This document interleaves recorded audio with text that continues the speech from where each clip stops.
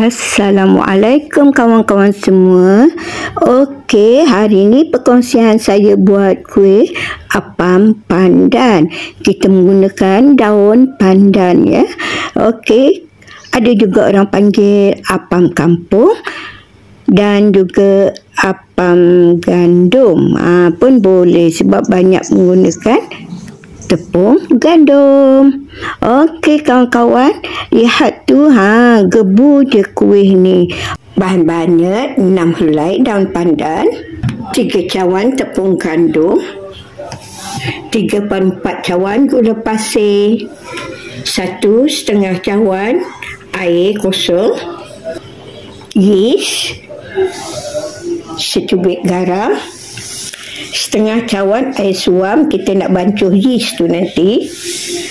Okey, pewarna hijau dan sedikit perisa pandan.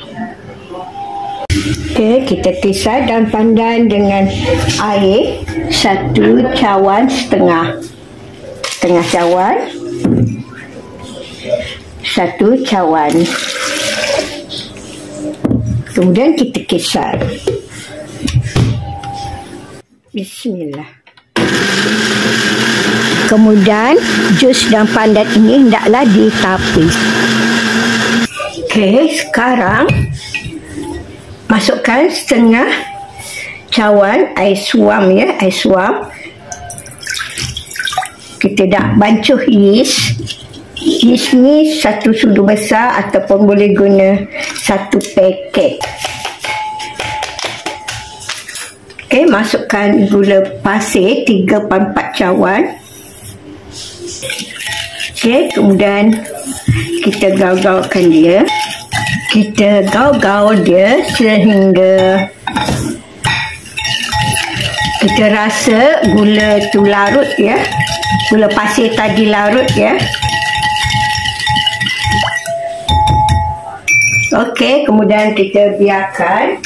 Okey, sementara tu saya nak tapis tepung gandum ni. 3 cawan tepung gandum ni kita nak ayak dia supaya apam kita tu lembut. Ayak sehingga habis. Okey, seterusnya kita tuangkan jus pandan tadi ya. 1 cawan setengah. Okey, kita tuang ke semuanya dan kita gaul rata. Okey, kita masukkan 1/2 penutup perisa pandan. Jika ada, kalau tak ada pun tak mengapa. Tidak wajib ya. Kemudian kita masukkan 1 penutup pewarna hijau. Masukkan pula secubit garam. Okey, seterusnya kita gaul rata. Okey. Selepas tu bolehlah kita masukkan yeast yang telah kita bancuh tadi dengan gula. Okey, kita gaul rata.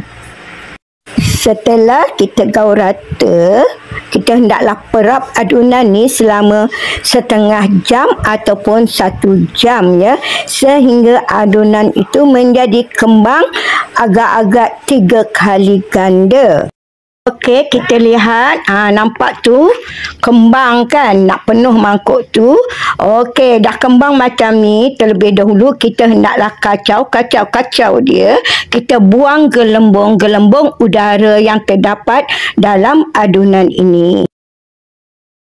Acuan ni hendaklah kita oles dengan sedikit minyak masak ya. Okey kawan-kawan, kita oles dengan sedikit minyak masak. Okey, bros ini bukan bros yang mencurigakan ya.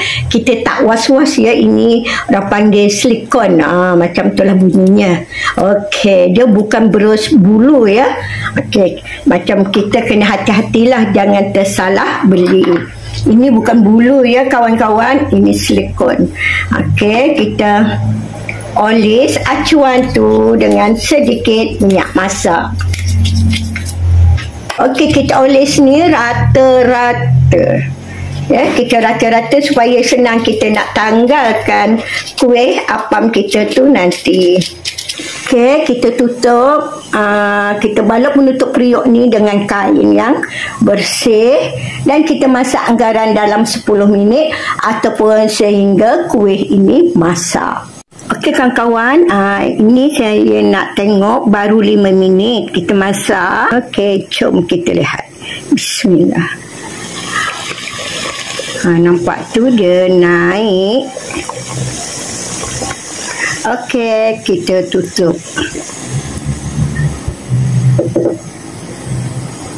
Okey, sudah cukup 10 minit.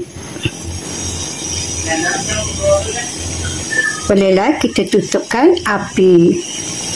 Okey kawan-kawan, ini kelapa parut.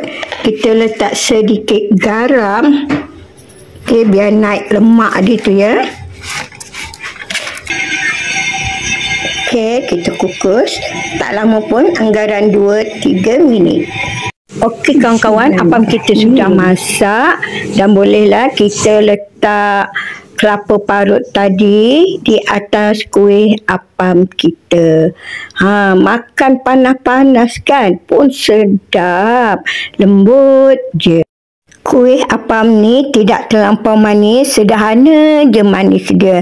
Okey, lihat tu lembut bila kita picit kuih apam ini dan juga gebu gebas.